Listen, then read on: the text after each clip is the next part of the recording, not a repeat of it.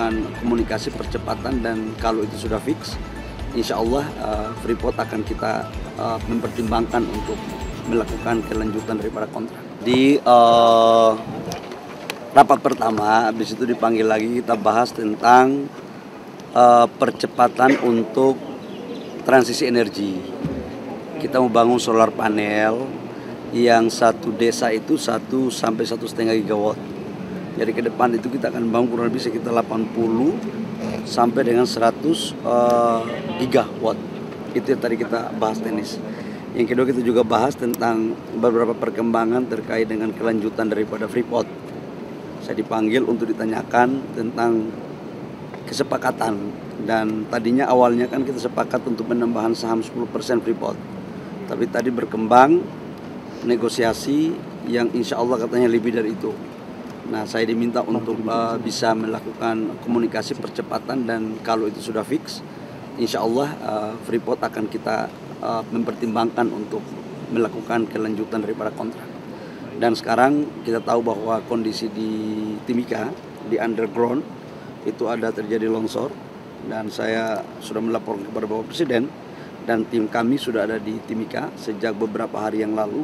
Nanti kita menunggu laporan perkembangan terakhirnya, tapi orang di dalam masih dalam posisi terjebak dan belum ada informasi, dan proses pencarian masih tetap di dalam. Pak, soal operasionalnya akan tetap jalan apa gimana Pak? Karena Gimana? ini kan masih ada yang terjebak dan masih longsor, ini operasional penambangan tetap jalan atau berhenti sementara? Sekarang berhenti sementara. Sekarang berhenti sementara. Semua fasilitas personil semua lagi fokus untuk bagaimana menangani bencana yang ada di sana. Ya. Pak, soal SPBU panel itu Pak akan melibatkan investor asing nggak? Pasti. Karena solar panel 100 gigawatt itu kan cukup besar.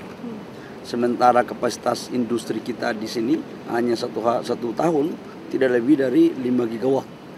Nah, oleh karena itu pasti kita akan mencari investor asing dan bisa berkolaborasi dengan pengusaha-pengusaha nasional dan BUMN kita, termasuk dalamnya adalah PLN. Saham Freeport mau nambah berapa Pak? Pak, soal SPBU. Alhamdulillah tadi awalnya kan penambahan saham Freeport itu kan 10%. Perkembangan yang terjadi di atas 10%. Berapa pastinya nanti saya akan umumkan setelah tanda tangan proses perpanjangan. Harganya murah Pak, harga sahamnya? Untuk 10% lebih itu tidak, biayanya sangat murah sekali, karena valuasi asetnya kan kita anggap itu sudah nilai bukunya sangat tipis sekali.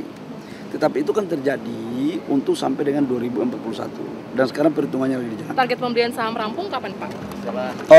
Bentar lagi selesai ya. Pak, soal SPBU swasta dong Pak. Pak, soal SPBU swasta kan banyak yang kosong. Kemarin Bapak bilang bisa belinya ke Pertamina. Itu sebenarnya kayak gimana sih Pak alurnya? Jadi gini, saya kan udah ngomong beberapa kali menyangkut SPBU swasta.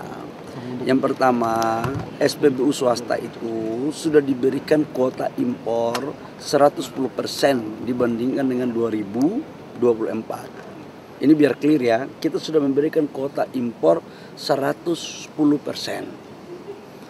Jadi sangatlah tidak tepat kalau dikatakan kuota impornya tidak kita berikan.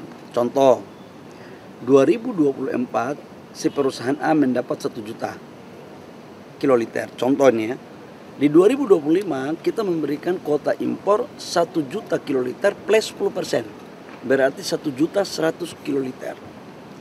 Nah, kalau masih ada kekurangan, kita minta untuk melakukan kolaborasi dengan Pertamina. Kenapa? Karena ini terkait dengan hajat hidup orang banyak. Cabang-cabang industri yang menyangkut hajat hidup orang banyak itu harus dikontrol oleh negara. Supaya apa? Semuanya baik. Ya, gitu ya. Gimana Pak caranya Pak?